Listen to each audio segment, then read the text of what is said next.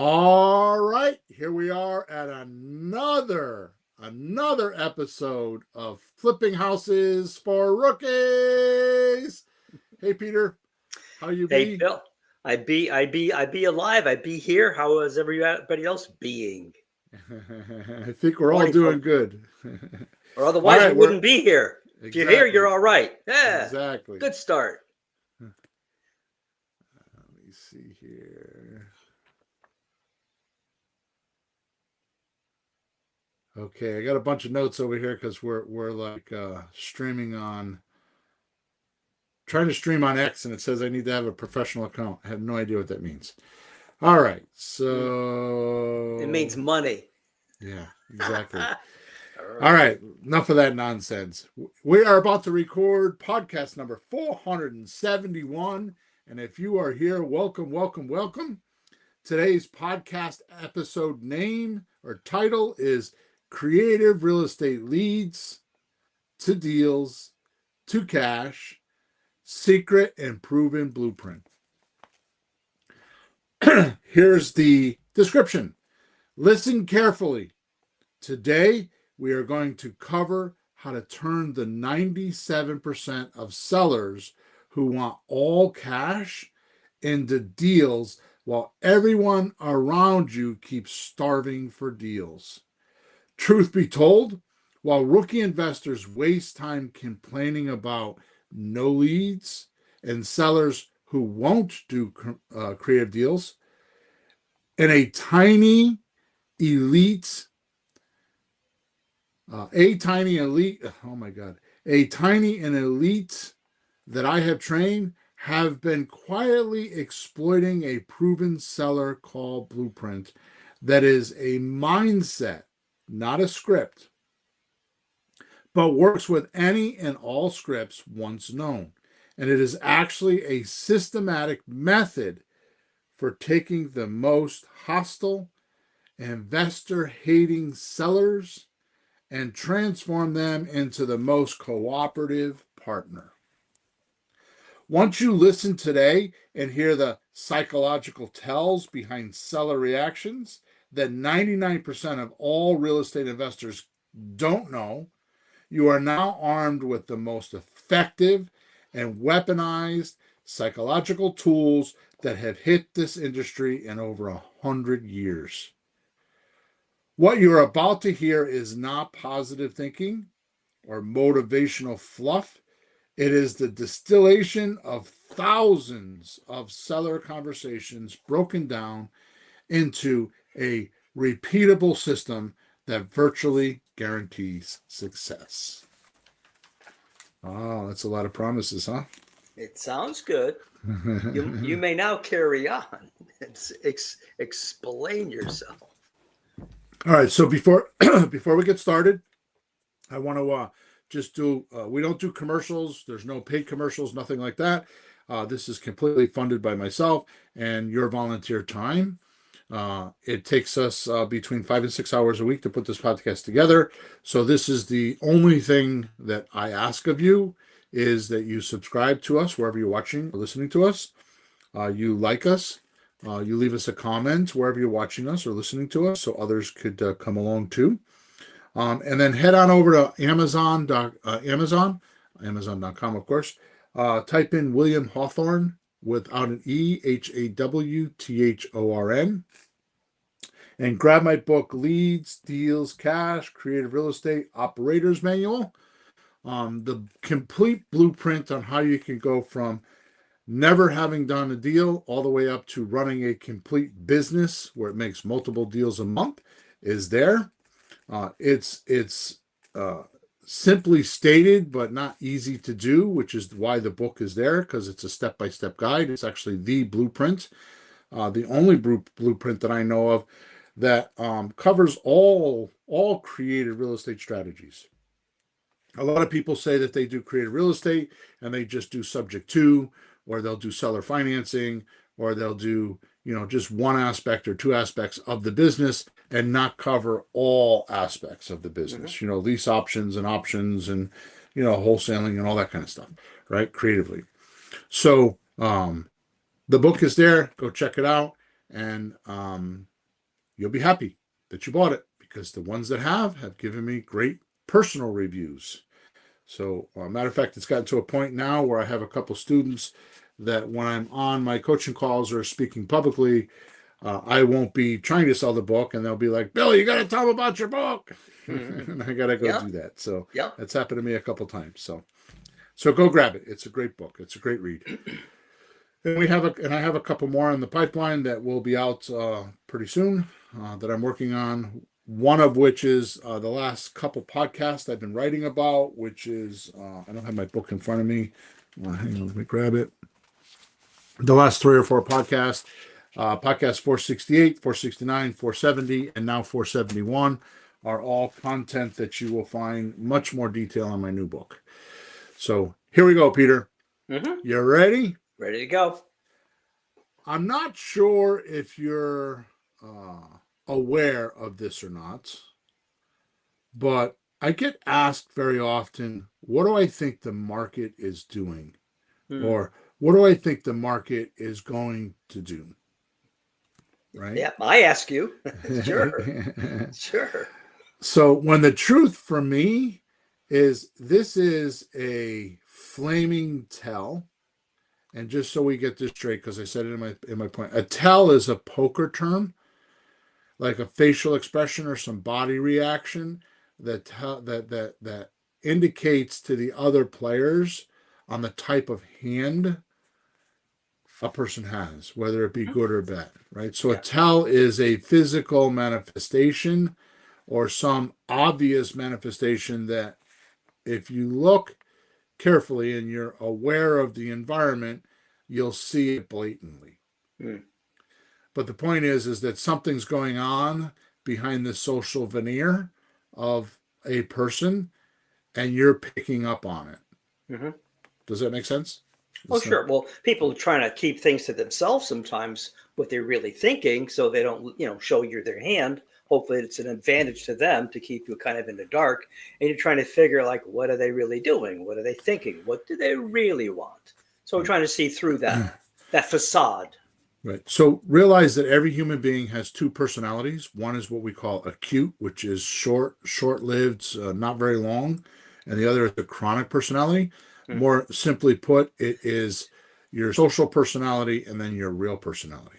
Yeah. Right? How many times you have watched a partner or a friend act a different way in a crowd of people, and then when you're with them alone, they act completely different.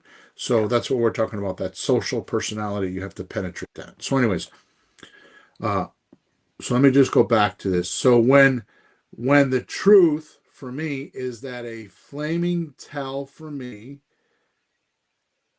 that I have a rookie looking for a security blanket or a quick buck. When they're asking me about the market, that's what I hear. I'm looking for somebody. It's usually somebody that's not doing well. It's usually somebody that's not making money. They're questioning their own abilities. They're trying to figure out what they've come to the conclusion that maybe they're doing something wrong, and they're trying to figure it out. They're testing. They're testing. Is it the market or is it me? So when I hear somebody say to me, "What's the market doing?" or "What do you think is going to happen in the future?" It's really a security blanket. See, while amateur investors are obsessing over interest rates and housing prices mixed in with economic forecasts, all this inflation and all that stuff, the elite investors are doing completely different things. So, Peter, I want to say something to you personally, because you lived through it with me very closely. I didn't realize this until just recently, but um, I lived through the crash of 2008. It cost me hundreds of thousands of dollars that I had to work my way through because I was buying subject to deals without any equity. Hmm. And all of a sudden, houses that I thought I had $10,000 worth of equity went upside down $20,000. Yeah. And I couldn't sell them, or I Yeah. lost money selling them. I Yeah. had other properties that I made home run scores on. I had to sell those, which I didn't want to sell. I had to sell those to make up for the properties that I was losing money on, so I could balance my Sure. portfolio out. Sure. And in the end, I had a couple hundred, $200,000 or $300,000 worth of debt that took me 5 years to work my way out of. Okay, Mm-hmm. that was catastrophic, but it taught me so much, so much. Well, Sure. I hate to say this, but March of 2020 was worse than that catastrophic 2008. Hmm. And you and I, for 2 years, almost 3 years, and we're now coming out of it, and everybody else in the country went through the same catastrophic problem. In other words, what happened was it was actually opposite, but the same problem, right? Uh-huh. So you have starvation and you have gluttonous, right? Hmm. They're both problems, right? It's too much One either is, direction. yeah, exactly, right? So that's what happened to us. And I didn't even recognize it till just recently after it's been way gone. We had this 2008 crash in 2020 with COVID. Actually, it was in 21. It was more 21. Mm-hmm. Well, we had the gluttonous part of it, and we couldn't buy houses because the appreciation and the prices were going up so much that we couldn't buy houses. So we were kind of starving a bit there, trying to figure things out because the whole market had flipped itself on the head, flipped over. Yeah. Now, that's the same thing that happened in 2008, but it happened in 2021 with the COVID thing, the opposite way, and we didn't even know that. I didn't know that. Hmm. Right, and we came out with some amazing things from that. I mean, I have some portfolios that I ended up selling, probably 2/3 of my portfolio, and I ended up buying down my mortgages, so like 50 or 60% of my portfolio is free and clear. Mm-hmm. Right, so I make almost as much money by selling off and not all the headaches. Yeah. Right, so the point that I'm making here is that one of the things that we came up with was a Grand Slam offer to show people how to swell their greed glands and actually buy property, right? So Mm-hmm. markets are funny, you know. We went through a catastrophic market in 2020 and 21, right? So we lived through the obsessive interest. Interest was low, but inflation was really high. Which, by the way, the definition of inflation in my mind is too much money, not enough products, right? Yeah. One house and 20 buyers, Mm-hmm. right?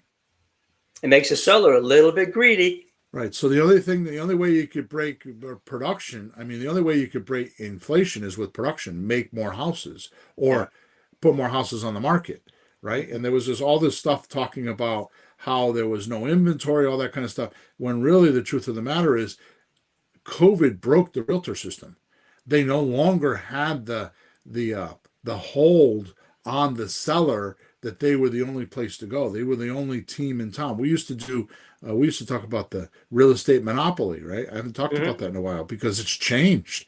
Because with COVID and nobody being able to get into the houses, right? Yeah. It went from a realtor showing the house to the seller actually showing their own house, and people like you and I coming along and saying, "We'll buy it. We don't need a realtor," Yeah. and it broke the realtor system. I So was talking to now, somebody. I was talking to somebody yesterday. Now this is a couple of years later, but it takes a while for people to catch on. The person was saying, "I had it on the market, but I got calls from all these other people. Why should yeah, I put it on the market with a realtor? I got people exactly, calling me out of the blue. What do I need them for?" right, right. That was yesterday. So that's what my point is the industry has changed considerably. So this is the reason why I've stepped up my game and am helping people with conversations and real. Now listen, the truth of the matter is a realtor goes to realtor school, which I have done in Connecticut, and Connecticut is a mini California, so you know that I went through some rigorous shit, right? Mm. So the point that I'm making is I went through realtor school. I just didn't take their test because I didn't want to be restricted by their license. But the truth of the matter is the only thing they teach you in realtor school is how to write a purchase and sales agreement and how to keep the deposit money safe, Mm-hmm. right? Yep. They don't teach you how to sell. They don't teach you how to talk to people. They don't teach you how to market. They don't teach you how to handle objections. They don't teach you the paperwork. Everything goes over to the attorneys or the closing agent. All they are. This is like being an affiliate commission person on the internet. Everybody talks about affiliate commissions, right? Well, that's Mm. what realtors are. So if a realtor can write a purchase and sales agreement with a seller and put it on the MLS, which was locked back then, it's not anymore, and sell a property and make 2.5% out of the 5% commission, why can't you do it? Why can't a plain old Joe that knows nothing about real estate do the same thing? And then do a deal or two like that and get used to the industry and go from there. Hmm. Okay, I digress. So, all right, I did all that stuff. So basically, in 2020, when COVID hit, everything went sideways, as I just talked about. And who thrived? Who thrived are investors who knew how to turn uncertainty into opportunity, right? They've learned how to talk to sellers and any market condition and turn initial resistance into eager cooperation. Hmm. Those are the ones that are winning right now. Those are the ones that are crushing it, that study, like in my coaching groups, it's the ones that actually handwrite the scripts and study the scripts and understand the objections. Those are the ones that are crushing it. They aren't saying, "Oh, I know that, and I'll just do my own version of the script, or I'll just talk to people." Those aren't the people that are crushing Hmm. it, right? So, which I'm going to cover this today, right? But before we dive in, I just wanted to mention, if you need leads to practice these methods, here are 3 suggestions for getting them, because I'm talking about leads, deals, and cash, right? Sure. I'm not going to elaborate today a lot on leads because leads are not that difficult to get, especially if you do these 3 things. All right. So, one, you go to Facebook Marketplace, right? And just go to, on the left hand side, it says for rent or for sale. I do for rent. And I just type in, would you be interested in renting for a year or two and then sell to me? I copy and paste it and do that 25 times a day. I don't even look at the properties. I don't do this anymore, but I have students that have done this Hmm. because I have software that does all this for me now, right? So you copy and paste. By the end of the week, you'll be having a conversation with somebody. If you've ever rented a property before by a landlord with a landlord, you already know how to do this. Okay. All we're showing you 90% of it. The other 10% is how to make money, which is pretty much sublease it to somebody else with a difference, right? So, number 2, go to Zillow, put in your city, not an address like I did. Like I go in and I put in New Haven County. Uh-huh. Then, under the filters on the top of the page, scroll down, scroll across. So, there's filters on the top of the page, right? You're going to find the filter that says, oh my God, more. I think it's more. Oh, It's all the way to the right. So it right. does. Is it for a house? What type of house you want? Is it for sale? All that kind of your price, all that kind of stuff. How So all the many way beds to and bathrooms, square yeah, all the footage? way to the right. There's one that says more, and you can actually put in. If you scroll down, once you open the drop down menu, you can actually put keywords in there like owner financing, seller financing, and you can actually scrape Zillow for those types of leads. And you'll find leads that are already motivated. You don't need to be a script expert. You go find, I did a video on it yesterday and I found 3 properties that we should actually call, to be honest with you. And, and, and I mean, like, there's a house in Manchester said, this house is being sold on a lease option. How hard is that? How hard is that, right? We should I call didn't. that person. I didn't. I've never heard you say that before. I didn't know that you had Yeah. the extra filters. But I know people do that.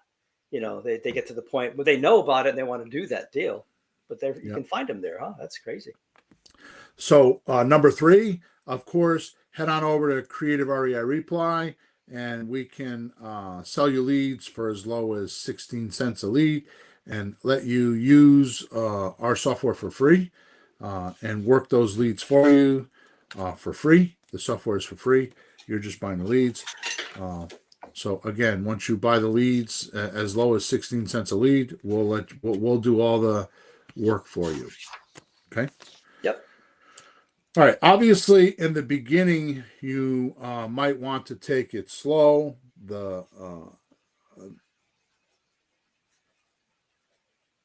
Then contact us when you want a consistent income and fire your boss and just retire early. So, I'm talking on this podcast and I talk to a lot of people. So there's all different levels of participation in creative real estate. So, I just kind of rattled off 3 easy ways to get leads without spending a lot of money, right? But maybe you're ready to dive in and have consistent income, and you want to step up. So, Creative Mm-hmm. REI Replay does that. Mm-hmm. All right, so let's get down the business. Get down to some business here, Yep. and here we go. So, here is your creative real estate leads to cash. I'm sorry, creative real estate leads to deals to cash formula. Mm-hmm. Okay. Mm-hmm. Step 1, and I think I have 6 steps. Let's see here. Yeah, I don't know. So step 1. There's 4 steps. 4 steps. What am I thinking? 4 steps. What you need to do is you need to contact motivated sellers by having two-way communication. Mm. Okay. The problem too many investors have, and I know this because, like I said, I've evaluated. I've done thousands of calls. I can't even tell you how many calls I've evaluated. But the problem is that most investors treat lead contact like a sales call instead of a human connection. Mm. They're texting, sending emails. They have all these automated tools. Now AI can make phone calls for you, all that stuff, right? We need to understand how people feel. How people feel. Mm-hmm. How people feel. Let me go. This has just got a bright idea. Let me go look up the word feel so we can. Hmm. Uh, Yeah, like I said, how do you feel about that? oh, wow. It's gonna have a few, isn't it? No, I just saw something came up, said a feel wheel. Hmm. That's interesting. Okay, so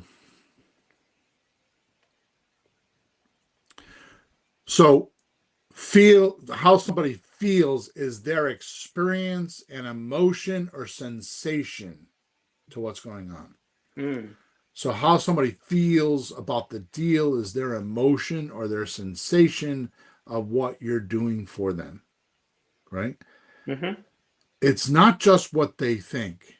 See, that's what the problem is you think that if you give them the numbers and you bully them with math that they're going to be ready to go. Well, the problem is you're after the sensation, not what they think. You're after the emotions, not the thinkingness, right? Mm-hmm.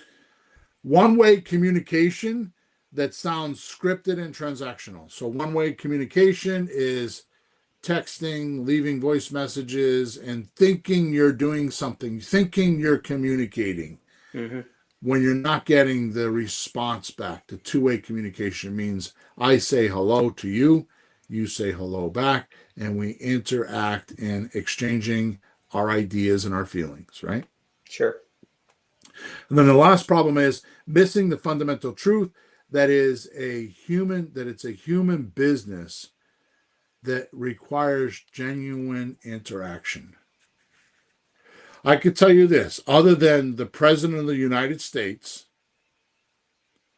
there is no auto signing machines at closings. Hmm.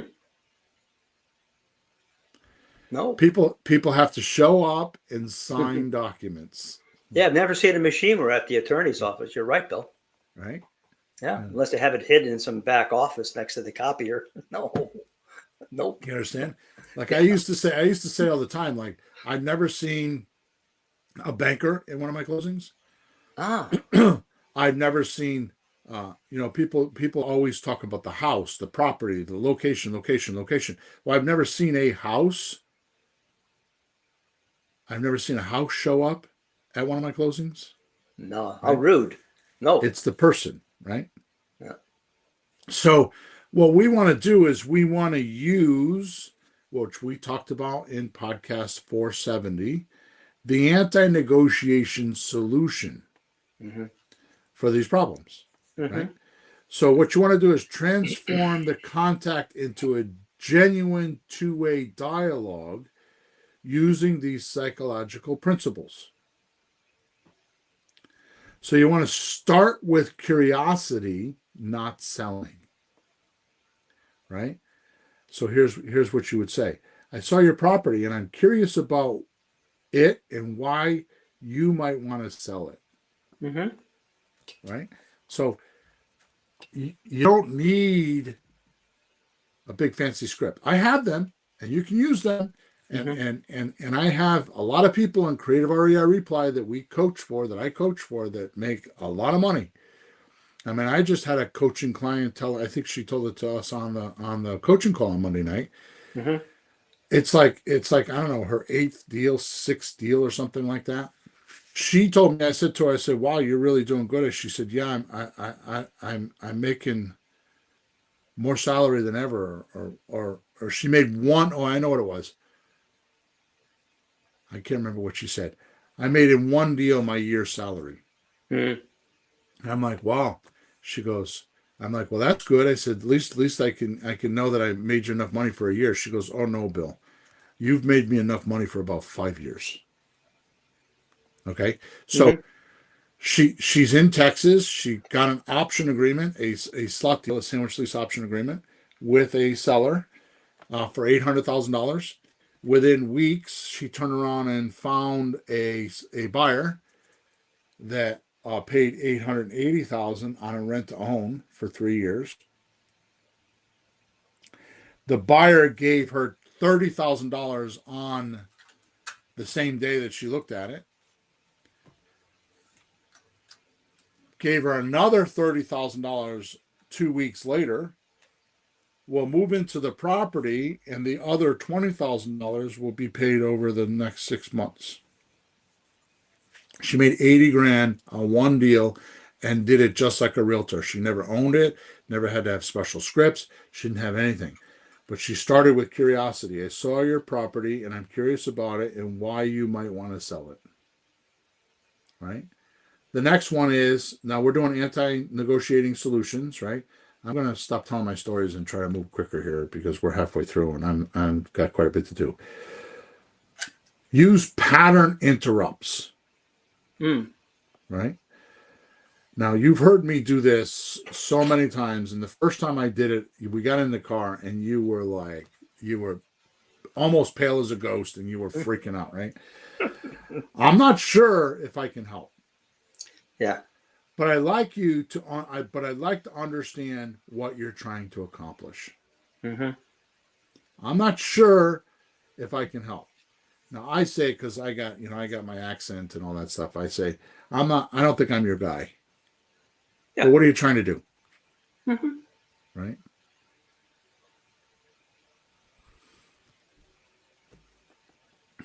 Well, you're taking all the neediness out by doing that, and if the person wants to sell the house, they got to do a little work to talk to you instead Right. of instead of resisting and being defensive and trying to hold things away from you. They better start talking, Right. or else you're walking out the door. Correct. The next one is create psychological safety. How do you create psychological safety? Hmm. Here's how. You're under no obligation here. I just want to see if there's a fit. Hmm. I'm not trying to buy your house right now. I'm just trying to gather all my information. I'm trying to do my discovery to see if we're even a match, Yeah. right? And lastly, focus on them, not you. Ask about their situation before mentioning what you can do. Okay? Hmm. So, how to implement this approach? Begin every conversation with general interest, general interest, general interest in their story. Hmm. Use the 12 magic words that I spoke of on podcast number 470, which is what would have to happen for me to buy your house today? Right? Yep. Listen for emotional undertones, not just factual information. Right? Once they give you information, and I've said this for years, Peter, it's not the questions, right? It's the answers that matter, right? And then once they give you an answer, ask follow-up questions that show you're actually listening. Avoid industry jargon and speak in plain language that they understand. Don't give them a seminar, right? Create a comfortable space for them to talk by being comfortable with silence. You have to be comfortable with silence while they're thinking. Mm. And here's a big one, Peter, that I run into, especially with new guys. Oh my God, it actually irritates me, but I can't say that in public. Oops, I just did. What? Rapport building is not talking about the weather or their kids or what kind of dog they have. Rapport building is talking about the house. Well, it should be about what the person's interested in. Right. And they're probably a little more interested in the house than what the temperature is outside or the cat. Right. Okay, so step number 1 is to find and communicate to your motivated seller the way I just spoke about. Step number 2, which we have not been teaching. I have not been teaching this, and I told you this last week that I had this realization, and here it is, manifesting. Okay? Here's something that I skipped to talk about, but it happens on every single phone conversation, and I skipped it. What's that? Step 2. Handle and overcoming the no terms objection immediately or abort terms and go straight to an all cash deal with a 5% discount and an option agreement deal. You saying start with that? I'll say it again. Yeah. Step 2. Step 2. So we have this conversation, all the things we just talked about. Yeah. Step 2, right? How much you asking for the house, we say. Okay, well, and the script is the only way I could do that is if I make monthly payments. Are you willing to talk about that? Yeah. And this is the part where you have to do the handle step. Right? So you need the handling and overcoming the no terms. No, I don't want to do terms. Objection immediately. So you need to handle it immediately before you go any further. Or abort the terms thing, which most don't do. Abort. They just don't want terms. Abort it. Sure. Don't try to keep convincing them. Just abort it. And then switch into, well, how about if we do an option agreement, much like what a realtor would do? If you give me a 5% discount, I can sign an option agreement, give me 90 days, and I'll go find a buyer. Right? And that works because if average price of a house is $400,000, that means they're going to give you an option agreement for $380,000. You go sell it for $385 and make $5,000. It's like wholesaling. Yeah. The new way. It's wholesaling 5.0, new generation. Right? Yep. So the problem that most investors run into is 97% of all sellers initially reject creative terms because they don't understand the benefits. Right? Investors get discouraged and give up too quickly. Using pressure tactics instead of education and empathy.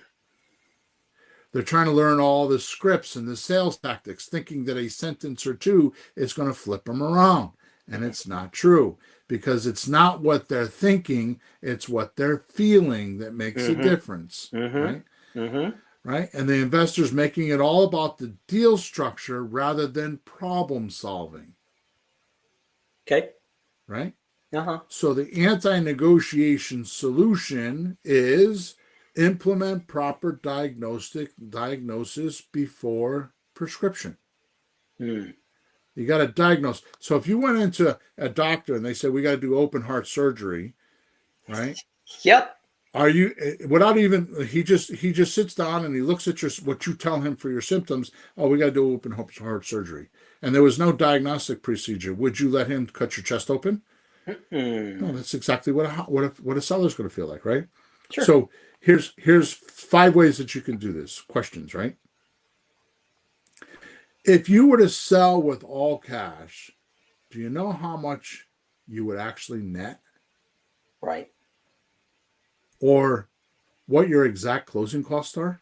Mm-hmm. Right. Mm-hmm. Number Exactly. two, number two, have you ever considered this house or the money you have tied up into this? Is this in this house as an investment Mm-hmm. instead of a liability? Mm-hmm. Right. So investment means that you get money back. Liability means money comes out of your pocket and you don't get anything back. Right. Yep. In other words, what if I could help you turn this around, turn this property around for you, and you start making or start getting money from it, Mm-hmm. right? Instead of it costing you money without any landlord obligations Yes, that's or important. That's or important. or painful late night calls with trouble. Would you be interested in that? Yeah. Right? Mm-hmm. Number three, this is important.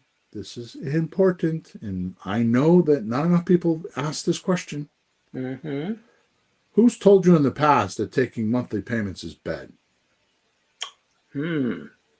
Yeah, they probably sure. My aunt rented a house once, and they probably have Yeah, some story that makes them a little nervous about just the whole idea, like being the landlord. Mostly, I think what if they don't pay those kind of things.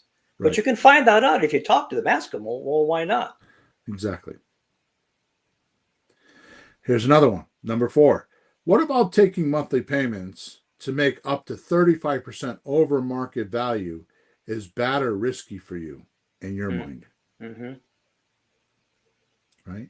And number five, what if there was a way to get guaranteed payments without any of the typical landlord headaches? Would you be interested? Mm-hmm. You see, these are all psychological. These are not offers. It's educational based. No, it has nothing to do with the money or the amounts of the cash. They have worries. They want, oh, I don't want to have the hassle, and you're making them like $241,000 more if they hang on to it. So, but you have to help them with those worries, because rich people don't care. Like, I don't care. I just don't want to have. So you have to really work on those guys. So I probably shouldn't say this on a public airways, but I'm going to tell you anyways. Yeah.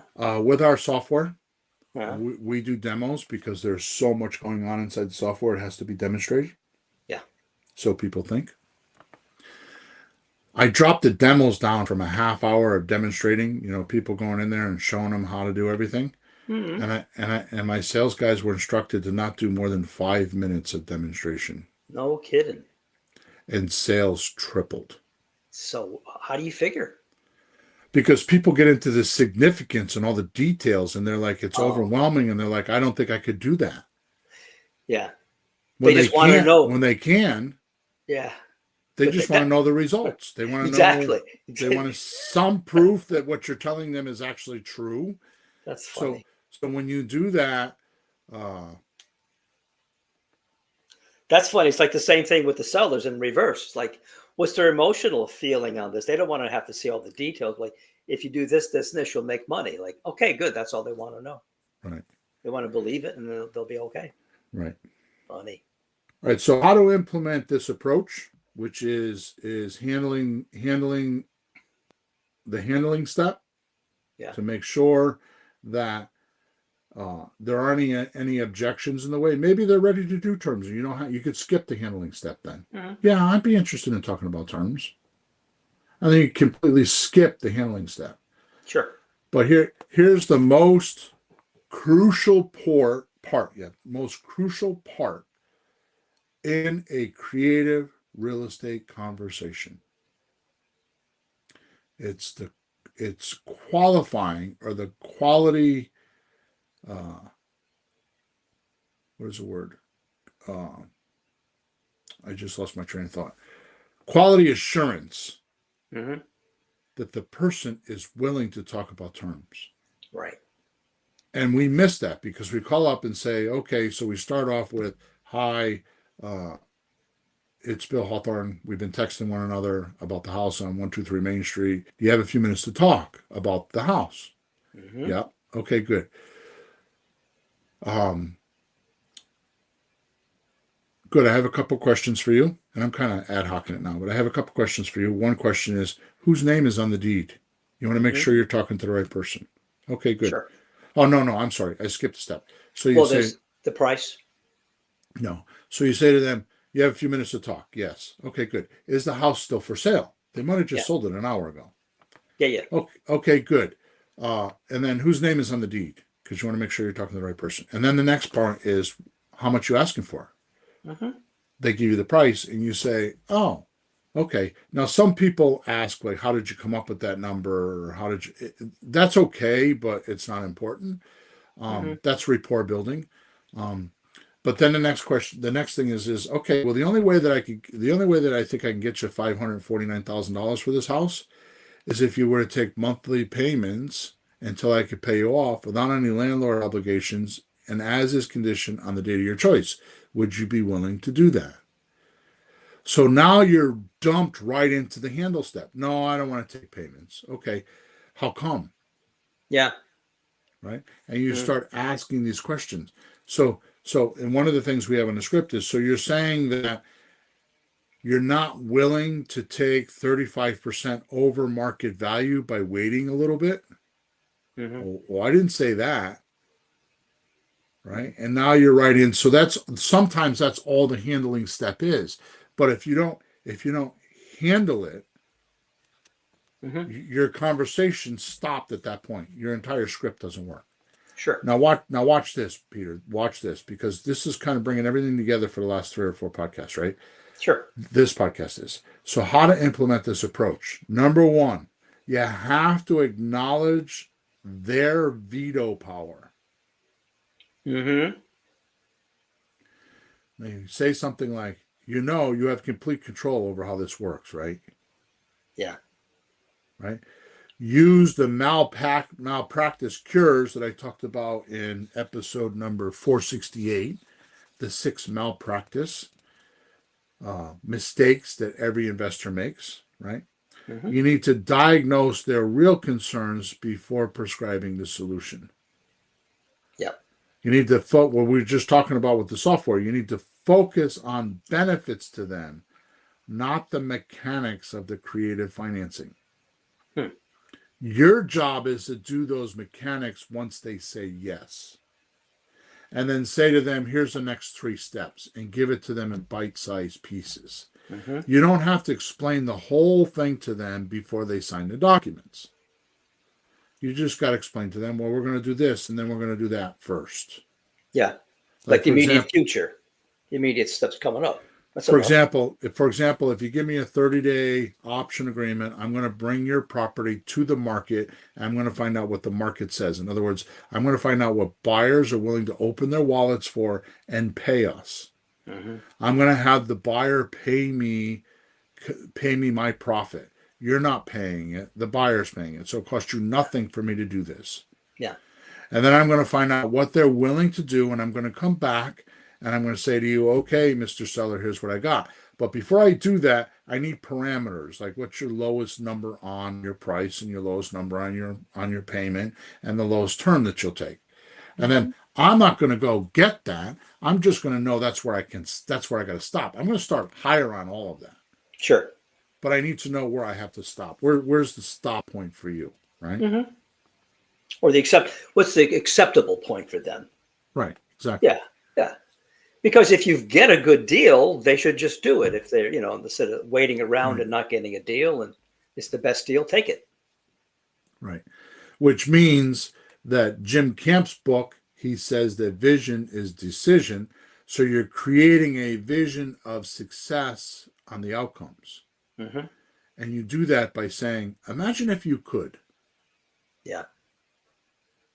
Imagine if you could get a check in your mailbox like an ATM machine every single day. I'm sorry, every single month, and never have any headaches with this property.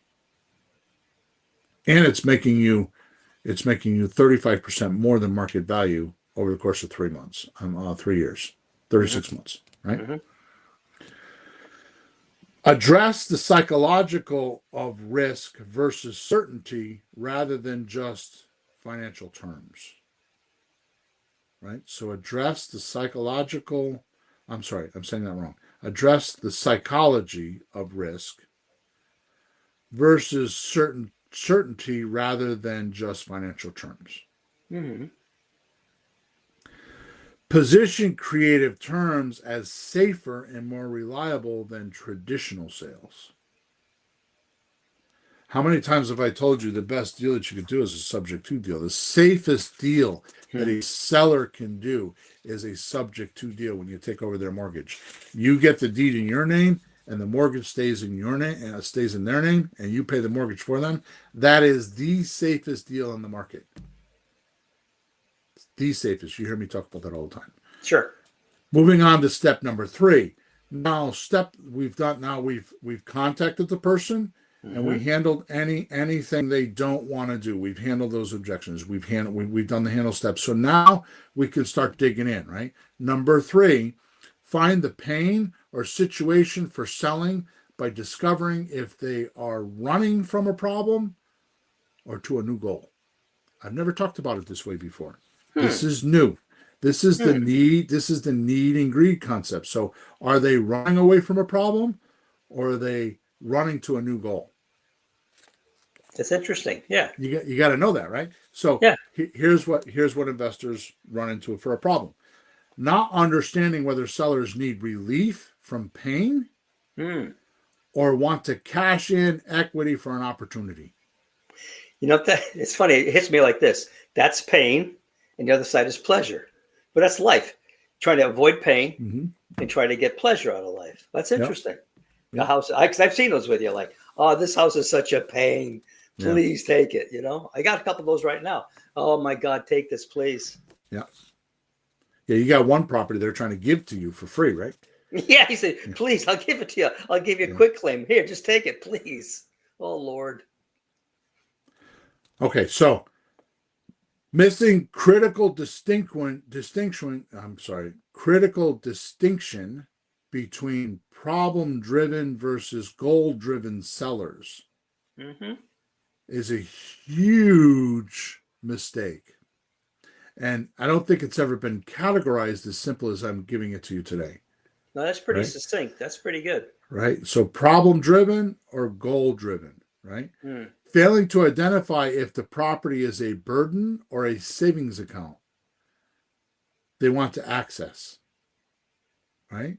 And not assessing their not assessing their timeline to gauge true motivation levels.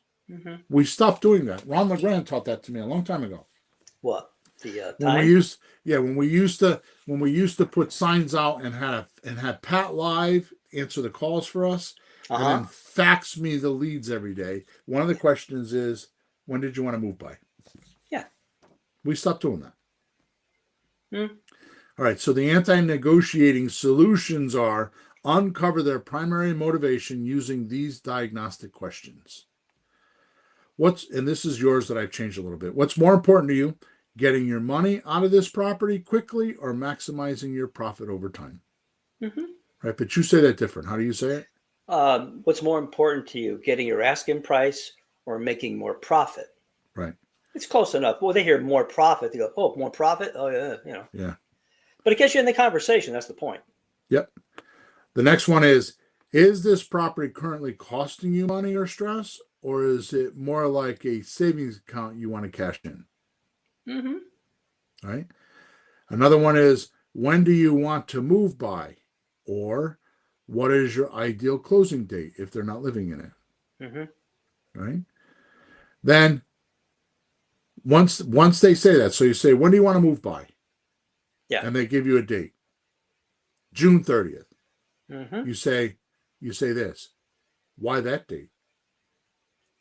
Not enough people do that. No, not enough people do that. It's funny. Like, what time is the movie? 2:00. Thank you. It's over. But there's more information. These aren't just what answers. And I have to get more used to that too. Like, oh, Oh, really? What's happening then? Where are you going? What do you? And I'll do that Yeah, because I'm curious most of the time. Like, where are you going? right, Oh, blah blah blah. Oh, really? Tell me about that. What's that? But then you find out enough story that you could actually do something to help them. right. It reveals the driving force behind their timeline. Yeah. And what happens if you don't sell by then? Yeah. Well, Things like that's yeah, yeah, right. So when did well, what is your ideal closing date? Oh, it's June 30th. Oh, why then? Oh, I got a loan due, that. Yeah. right? Something like that, right? All right. Something. So the next one is, what would you do with the money if you could access your equity today? Hmm. That reveals their goals, right? Oh, I'm buying a new house and I need a down payment. Okay, how much do you need for a down payment? Exactly. Right. The other thing too is if somebody won't, because a lot of times we used to ask the question like, a lot of times we do something with the financing. Um, you have a mortgage, right? Hmm. How Yep, much I is it? do. Right? And Yeah. they Yep. and they and they won't tell you the mortgage amount, right? So No. the other way to do that is to say, okay, so you're asking $400,000 for the property. How much were you expecting to walk away with at the closing? Hmm. Oh, I was expecting to walk away with like 30 grand. Oh, okay, so you owe around 450 because you got to put the closing cost in there, right? Right. So and you would just kind of poke around with it, right? Yeah. But we don't, Reverse math. yeah. So with slot deals and stuff like that, we don't need to know that because we're just doing rents. But Yeah. if you're doing like subject to deals and you're gonna and owner finance and all those kind of deals, you're gonna want to know that stuff, right? Anytime you need to know what the equity is for the deal. Right. So here's two more questions. What's been the most challenging part of owning this property? That reveals the pain. Hmm. And the next one is my favorite. If you could wave a magic wand, would you rather have this property problem solved immediately or would you rather maximize every dollar from it? Hmm. I don't ask it that clearly. I ask is, if you had a magic wand and waved it over this deal, what would you want the most? Hmm. Well, the question I just gave you is more explicit. All right, so how to implement this approach? Listen for language that reveals their pain relief or goal achievement. Pain driven sellers, you use words like frustrated, tired, burden, headache, stress, I don't want to anymore, those types of things, right? Yeah.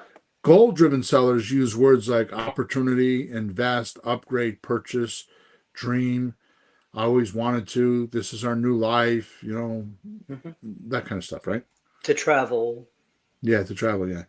Timeline responses reveal motivation level. Hmm. This is common sense, but I'm going to say it anyways. ASAP, or they need to do it yesterday, obviously is high urgency. When somebody says that, you shut off every phone, every computer, every social media, and this person becomes your 100% focus until you get the deal done. Hmm. So if they say within 30 to 60 days, right, they're moderately motivated. Does that necessarily mean they want a cash deal? Or they could still do terms. Could it be either way still? It doesn't matter. Yeah. So when they say ASAP, they have Hmm. high pain or high urgency to get that money. Right. And it doesn't mean it has to be cash. It could be a great terms deal. It could still work for them. But Doesn't they, mean if they say yeah, they want to do it right away, they are yeah, motivated either by need or by greed, good, right? good. So if they say within 30 to 60 days, they're moderate motivation with specific triggers, Hmm. right? And if they say sometime this year, that's low urgency. We don't likely goal driven, right? We don't spend enough time in the process like salespeople do, like it's hot, warm, or cold. We Oh, don't we don't label our deals that way, and that's what I'm hmm, telling you right now is hot, warm, or cold, okay. right? So adjust your approach based on their primary driver, right? Pain driven, focus on relief, speed, and removing the burden. Goal driven, focus on maximizing returns and achieving their objective. So if you had somebody that was pain driven, Peter, would you want to do the Grand Slam offer script with them?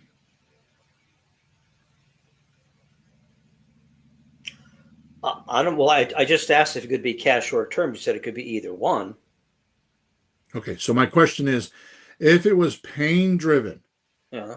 would you do the Grand Slam offer deal on them? Um, I think I would try to find out what the pain is first to see what they need. I mean, I could try it, but I'd have to be ready to shift gears pretty quick. Okay, I so think I the know what they answer don't is want. no, you don't. The Okay. answer is no, Uh-huh. because the Grand Slam offer shows them how they can make 35% over market value. Mm-hmm. Pain driven, just based on what I said, focus on relief, speed, and removing the burden. Mm-hmm. So if it's pain driven, you don't need to do the Grand Slam strip. You stop every script and say, okay, now that you know what the pain is, because we covered that in the other questions, Mm-hmm. right? Okay, here's what we got to do to close. But if it's goal driven, you focus on maximizing returns and achieving their next objective. The goal driven people that want all cash, that are 97% of the people, you need to show them, well, you know what? If you slow down a little bit, I can save you 12 or 15% in closing costs, and I could make you cash flow. I can make you principal reduction payments. I can get you appreciation and depreciation, and all that adds up to about 35% over market value. Is that worth it for you? Mm. So on a $300,000 house, you're getting them 400,000. On a $400,000 house, you're getting them 550, Yep. right? Yep. So it depends on where this is and what script you're going to use, Mm-hmm. right? So position yourself as the solution to either pain relief or goal achievement, right? So if it's Mm-hmm. pain relief, position yourself as the doctor that's going to give them their diagnosis and prescription. If it's goal relief, then you're going to position yourself as their financial advisor and say, here's what we should do, Aha. right? Help them articulate exactly what success looks like in their specific solution. Mm. Like paint the picture so they can visualize it. Yep. Yep. All right. So we got to move along here because we only got 4 minutes left. So step 4, bring them to understanding how you can help by simplifying deal structuring, Mm-hmm. right? So the problem is investors get overwhelmed by details instead of focusing on simple concepts. So they get into the weeds on how everything works instead of just saying, well, this, and just paint the concept, not Yeah. the details. Yeah. Overcomplicating what is essentially a consignment business model. Okay. I could do a whole podcast on this, and maybe I will. Overcomplicating what is essentially a consignment business model, right? Not understanding that the buyer pays everyone in the deal. Most investors don't think of that. They're missing the power of getting properties under control like realtors do with listings. Mm-hmm. A realtor gets gets a listing agreement and then puts it on the MLS and then sits back and waits. They don't need to have a whole bunch of deal structuring and details of how the property is going to sell. They don't care. They just get the listing agreement and then just go advertise it. And then the buyers who are going to fund you, fund the deal, fund the seller, fund everybody will come flocking to it like bees to honey. Because if you don't have inventory and you're not showing off your properties, you don't have a business. You got a hobby. You have to have properties on the market, and if you're spending too much time trying to figure out how to talk to the sellers, you're going to go decades without making money. Minimally years without making money because you're not focusing on where the money is. I can tell you right now, like it or leave it, Mr. Donald Trump, who is president right now, like him or hate him, I don't care. The only reason why that man is the way he is and changing our country is for one reason and only one reason. The only core strength he has is he follows the money. All these peace deals, all these taking down the Democrats and it's all about the money, right? Follow the money. So when we follow the money in real estate, we realize that the buyer pays for everything. So Mm-hmm. the buyer gets the emphasis. I can't tell you how many coaching classes I've been in, how long I've been coaching, and we never, ever, ever, ever, never, ever, never, ever, ever, ever talk about selling a house. All we talk about is what we should say to the seller. Well, the truth of the matter is, if you want to go to the best seminar ever on how to talk to sellers, talk to buyers first. Oh, right. Missing the power of getting properties under control like realtors do with listings. Newbie investors sound like they're giving a seminar instead of having a conversation because they have no idea what the seller wants or what the seller says. I'm sorry, what the buyer wants and what the buyer says. Okay. I said that backwards.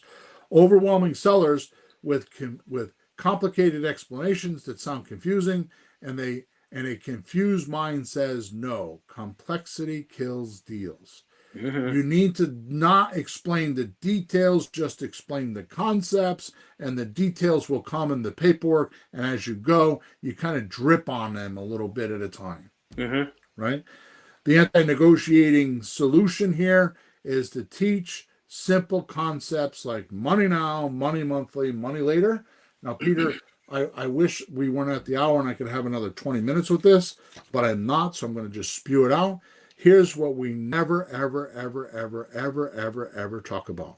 We're 471 podcasts. I've never said this on the podcast. No way. Come on. I swear to God. All right. Hit me. What? We need to. You had this conversation. You had this realization some time ago, a year or two ago, right? That everything you do with the seller, you do with the buyer. Right? So if you know, right, you just reverse it, right? But that's what we're going to do with money now, money monthly, money later. You need to reverse it. Reverse the formula and find out from the buyer what they'll do. Then you can make the perfect deal with your seller. So you want to know money now, what the buyer can actually put down immediately. Right? So those questions would be, what kind of down payment are you comfortable with? I'm going to tell you right now, I did 2 questions, the snowflake way, the easy, the soft way for those people that can't confront, and I'm picking on those people, and I'm sorry if you feel like I'm bullying you right now. The fact, if you think I'm bullying you right now, you know I'm talking to you. Okay? So the first 2 questions are that way, and then the third question is the way I would do it. Okay. Okay, and I did it on all of them. So the first question is, what kind of down payment are you comfortable with? That'll get an answer, but it's not hardcore. How much cash do you have available to get started? They will always lie to you on those both questions. Yes. Number 3, which is the way I prefer to do it, what's the most you could put down if this was the perfect house for you? And then when they give you a number, say, that's not enough. Automatically. I like that about you. You always just figured they're going to do that and just like, We need, if they say, well, I could put down 10 grand. Well, I really need 15 grand. Is there a way you can get that? And 98% of the time they do. Yep. Money monthly, what the buyer can afford in payments. 3 questions again, same way. First 2, third one, right? Yeah. What monthly payment fits comfortably in your budget? Second question, what are you paying in rent now, right now? What are you paying right now, right? What would be comfortable for a similar payment to own? So I'm paying $1,500 for rent. Okay, well, how much do you think you should spend per month to own? Yeah. Right? Then my question, what's the maximum monthly payment you'd want to take on? Right? So what's the most you could pay if you're going to own this house? Yeah. Right? Money later, what the buyer will pay as a total purchase price. Now, what happens here is kind of funny because we never ask these questions. Because whatever we're advertising the price of the house for, if you have the money right now to close within 30 days, you can negotiate with me. If you don't have the money, here's the price. End of story. Yeah. Right. But if you want to mess around with it, you could say what price range were you shopping in? Right. What's the most you'd want to invest in the right property? Or you can say, if you found your dream house, which is the one I like, what's the top of your budget? Your questions are so much better because I can see it a mile away. It's a vision question. It's not just a number question. If you found your dream house, right, what are you willing to do? What's the top of your Yeah, I'm budget? just, but that's what it is. Yep. Yep. But that's what's your top of your budget. So you need to reverse engineer offers based on buyer's feedback, not the seller demands. Once you, if anybody gets this concept, creative real estate is a lay down. Yeah. No seminars, no books, no training. Just do some rent to owns and do what I'm telling you here, and you'll recognize that the whole world is doing it backwards. And I'm the only one talking like this that I know of. Right? Well, you hit this, I don't know if it's 3 or 4 years ago, swear to God, but us newer guys back then, especially, would be worried about talking to sellers because we just didn't know what's going on because we didn't know what the buyer was willing to do. And Right. you started this whole thing. Well, let's see what they're going to be willing to do. If you knew that, you wouldn't be worried about buying it. So you Right. have to know that so you feel comfortable with what you're doing, not be so nervous, Nelly. Well, my analogy was is if you're selling pencils, it's not hard to do when you know how much it costs to have a Yeah, pencil. So yeah, if you're selling a pencil for $1 and you know you could buy it for 50 cents, then what are you worried about? exactly. But you have to know Right. that. So that was a game changer for all these guys. Is it? We don't know how the numbers are. Well, you find out from the buyer. Right. Big Now deal. I'm gonna be very selective on how I say this. I'm gonna be a little blunt with it, but just realize it the realtors are gonna hate this, right? Position yourself like a realtor when listing with a listing agreement. Control without ownership. So you're not going to talk about your fees because realtors don't like that. And they say you have to have a license to have a fee. And they are correct. If you're selling a property that you don't own or don't have an equity share in it, then you do have to have a license to be a realtor. Mm-hmm. But if you sign an option agreement, you automatically get an equity share. It's a very minute equity share, but you become a partner in the property. Realtors, for some reason, haven't figured that out. So, by virtue of signing an option agreement with someone and giving them $1 to $100 for consideration, non-refundable consideration deposit, you become part owner. And by becoming part owner, you don't need to have a license to sell this property. But you have to act like the realtor would because that's what they're used to hearing. They're used to Mm-hmm. getting the listing agreement. Instead of getting a listing agreement, you're getting an option agreement. Okay? Focus on the outcome they want, not the mechanics of how to do it. Avoid seminar mode, right? Speaking conversationally, not teaching a class. Keep it simple. Here's how it works in simple terms, you would say. Then stop talking to them and ask questions, right? So you've heard me say this all the time. Here's how it works. Mm-hmm. And then I say blah, blah, blah, blah, blah, blah, blah, right? Use the consignment analogy. Just like a realtor, list your house for free. I can control it and find the right buyer and get the buyer to pay the commission to me, not you. Mm-hmm. Right? We don't use the word commission usually, but we can get the buyer to pay me, not you. Right? Mm-hmm. Focus on the outcome, not the mechanics. Right? You get what you need. The buyer gets the house. I facilitate the transaction. Those are amazing words. Mm. Uh, you get what you need. The buyer gets the house. I facilitate the transaction. Well, that's pretty concise. Yeah. Right. Present it as a market driven. I'm not making up these numbers. The market or the buyer determines how that works. Yeah. Right. Yeah. Emphasize no risk nature. You keep control until you find the right buyer and at terms that work for you. Right.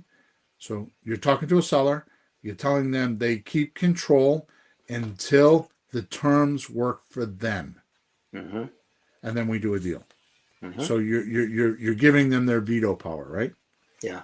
Stop explaining when you see confusion, right? If they look lost, pause and say, "Does that make sense to you so far?" Right? If they're Mm-hmm. being silent and they're not participating in the two-way conversation, assume they're confused, Yeah. right? Remember, concepts first, details never. Unless they specifically ask for a detail, then you give it to them. Mm-hmm. The paperwork and the concepts of the details will be there. Right? Yeah. So the Integrated framework that I'm talking about today is 1, contact with genuine curiosity and two-way communication. 2, handle any terms objections through diagnosis and empathy, not pressure. Number 3, find the pain or situation by understanding their psychological exhaustion and what they have decided, what their next chapter in life is. And you're going to help them get there. Number 4, bring them understanding with your offer by simplifying the concepts and letting buyers determine the structure. Right? So you should practice each step separately and then combine them. You should record your conversations and identify your patterns, right? Focus on becoming a consultant, not a deal closer or deal chaser. Remember, the buyer pays everyone. Your job is to facilitate it, not finance it, right? Master the concept before worrying about the details. Create systems that work like realtors the listing process, because they're familiar with that already, right? The big revelation, the truth about creative real estate is it's not about being the smartest person in the room with complex strategies. Mm. It's about being the most helpful person who understands human psychology. The buyer has the money. Your job is to connect their money with the seller's need. Simplicity beats complexity every time when explaining concepts to sellers. So to end off, the formula for success is when you master leads, deals to cash, you transform from a deal hunter to a deal facilitator. You create win-win scenarios with scenarios. Seller gets relief, buyer gets property, you get paid. You build a substantial business model based on understanding people, not manipulating them. And you become the consultant sellers turn to when they need creative solutions. I covered way too much today. Should have been 2 podcasts, but how you doing, Peter? You all right? It's good. Are you No, spinning? no, it's fine. It flows from. If this is the first podcast I ever heard, maybe, but I've been following along each one of them personally. Yeah. So as long as people have been listening to the other ones, it all fits in beautifully. Right. Yeah, it's good. Okay, good. So thank you very much for listening to us. Thank you for your attention.